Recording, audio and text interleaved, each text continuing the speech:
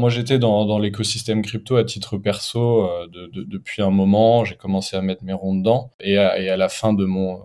job à la Bourse du Luxembourg, j'ai du coup un ami d'enfance qui m'appelle et qui me dit, écoute Jules,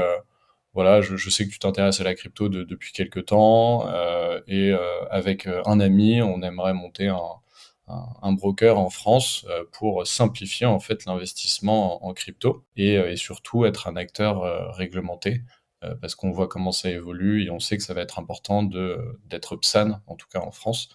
sur les années à venir. Du coup, moi, forcément, bah, ça s'aligne complètement avec ma vision des choses, parce que moi-même, j'ai été le premier à avoir des difficultés à investir, et par la suite à comprendre, ben, en effet, tous les soucis réglementaires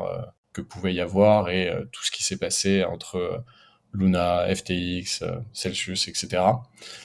Donc Liber est né de cette idéologie de se dire, bah, en fait, il y a un vrai marché. Au-delà du vrai marché, nous, on est fervents défenseurs, évidemment, de l'idéologie de Bitcoin sera une réserve de valeur à un moment donné. Et en partant de ce principe-là, on s'est dit, bah ouais, il y a quelque chose à faire avec la simplification en fait de l'investissement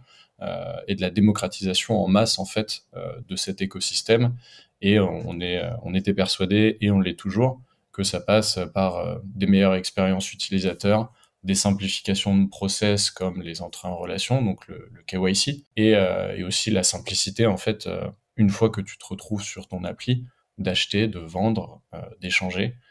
de la crypto. Donc c'est de ces constats-là, de l'évolution constante aussi du marché en France notamment, que Liber est né.